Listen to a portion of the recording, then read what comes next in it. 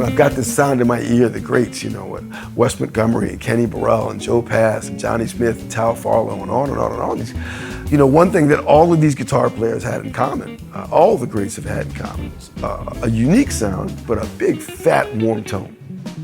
So to be able to create that sound in a smaller body guitar is quite a feat. That's no small task.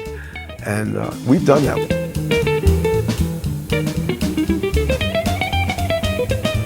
I think of myself less as a working musician and more of just a music lover. Right? New York is the center of my music world. It's been that way since I was a little kid. 1 year before I graduated from high school, my parents retired. We moved to Seattle, then I went to Berklee College of Music in Boston, and after graduating, I moved to Brooklyn in the fall of 1987. And I worked around a lot of, you know, clubs, the late night scene, jam sessions and so forth until I met George Benson. George is one of those people, you know, I was struggling with my sound at the time as a young musician. I'm, you know, fiddling around with tone knobs and all these things. And one day he came to sit in and he took my guitar and I turned away for a second and whatever he did, he adjusted it just right. It sounded amazing. And then when he gave me the guitar back, I looked and he hadn't changed a thing. And so I realized that the good tone is about creating a sound that stands alone. The great instrument lends itself to great sound. But a great musician is someone who can hear that sound and then pull it from an instrument.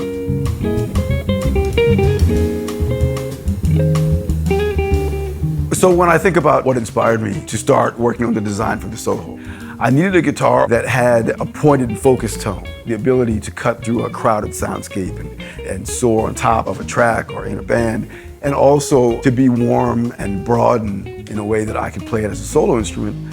It would have all the aspects of a classic handmade archtop and yet comfort and playability of a smaller body guitar. And the Soho is just the perfect embodiment of that vision. Are you serious? You're doing stereo in the wine bar right now?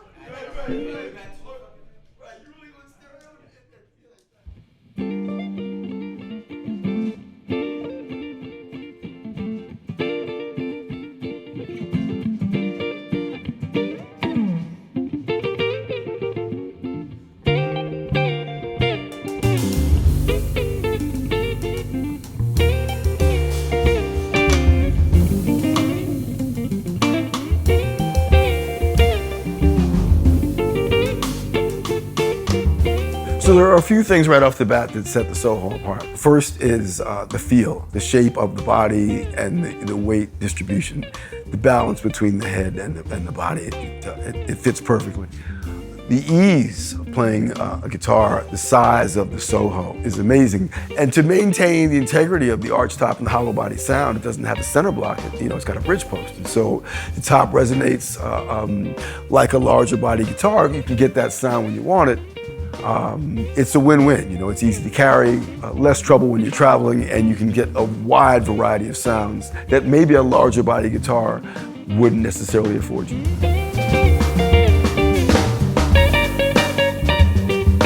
So we went with an ebony fretboard, right? So we could count on the sustain and the bite and the range of sounds that it's known for. And the contour of the neck was important to me, that it feel natural and balanced with the body, but also provide maximum playability, speed, range of motion, intervallic leaps, chords, harmony, that kind of thing.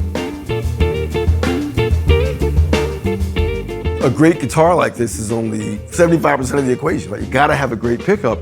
We got one floating pickup, it's gotta be right. We went through a lot of different pickup options and we settled on this Kent Armstrong mini-humbucker. It is a perfect marriage between volume and output and tone production. And we got it right. I have to say, I'm very happy with the sound that pickup produces and the way that it recreates the sound of the chamber.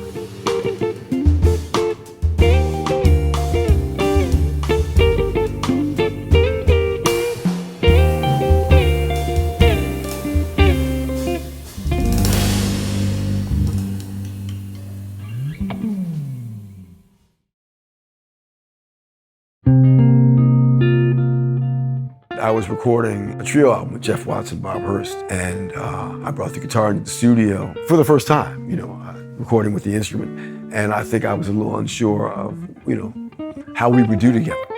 And listening to the first playback, I knew it. Like, not only was it a great representation of my journey, but I was sure that it represented the future of my sound and the possibilities to come.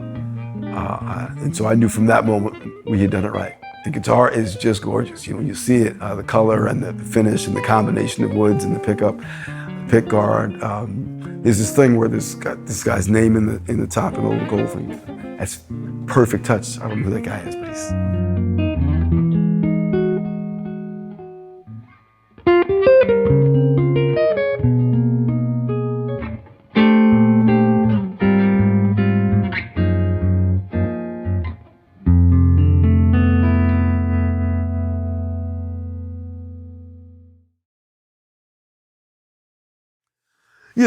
Most of my friends have pictures of their wives or their kids on their phone, and I have the Mark Whitfield Soho.